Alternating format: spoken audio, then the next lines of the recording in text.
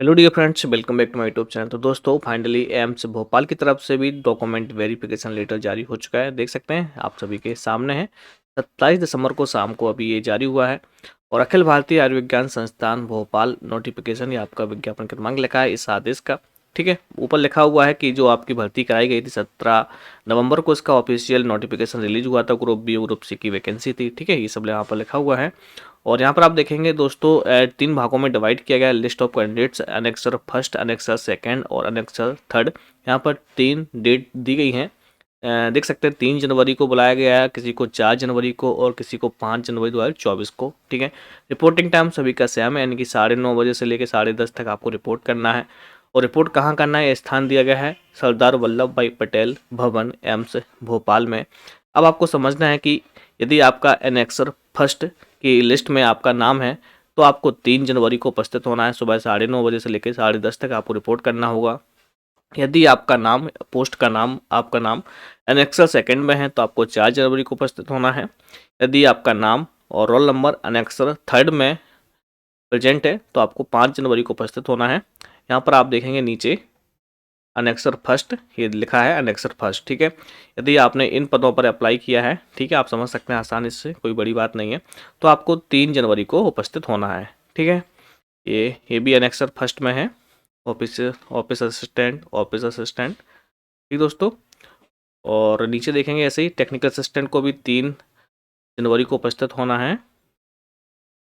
और यहाँ आप देखेंगे अनेक्सर सेकंड, इन सभी को 4 जनवरी को उपस्थित होना होगा। असिस्टेंट लॉन्ड्री सुपरवाइजर, कैशियर, ये सभी पोस्ट हैं। आप यहाँ पर देख सकते हैं आपका रोल नंबर है, कैटेगरी और पोस्ट। और जैसे हम नीचे स्क्रॉल करेंगे तो आपको अनेक्सर थर्ड मिलेगा। उन सभी कैंडिडेट्स को 5 तारीख को उपस्थित होना है। आगे देखेंगे आप,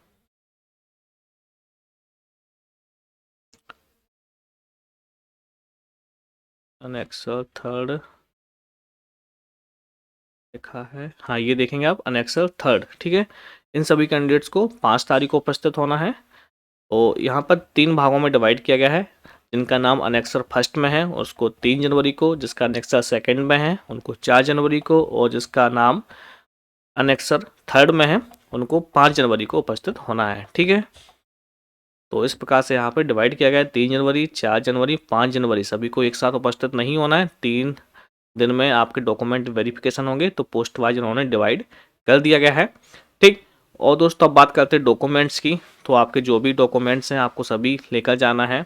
The candidates should bring all original documents in support of their eligibility along with one set of self-attested copy of all documents as mentioned in their application form। मतलब आपने फॉर्म फिलअप करते वक्त जो भी क्वालिफिकेशन, एक्सपीरियंस, जो भी certificate आपने add किए हैं उन सभी का सेल्फ अटेस्टेड कॉपीज आपको एक साथ में लेकर जाना है, प्लस डॉक्यूमेंट ओरिजिनल लेके जाना होगा। ठीक है, copy of admit card issue for written examination, copy of verification allotment letter issued by AIIMS New Delhi. New Delhi के द्वारा जो रिजल्ट आया है अलॉटमेंट लेटर वाला, वो आपको लेकर जाना होगा। ठीक है, एडमिट कार्ड वगैरह सभी आपको लेकर जाना है। टीए आपको नहीं मिलेगा, यानी कि उसका जो किराया भत्ता है वो आपको नहीं दिया जाएगा उपस्थित होने के लिए।